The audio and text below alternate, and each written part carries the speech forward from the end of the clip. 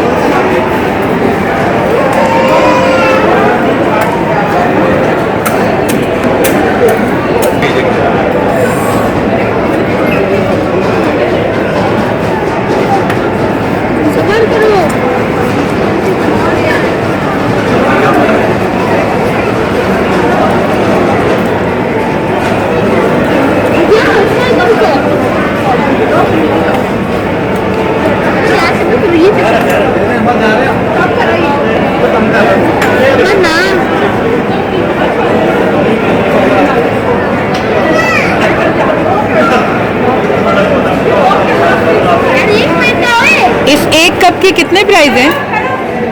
Ma'am इसकी price 470 या 30% of है इसमें। 30% ऑफ है। 30% ऑफ पे कितने का मिल जाएगा ये?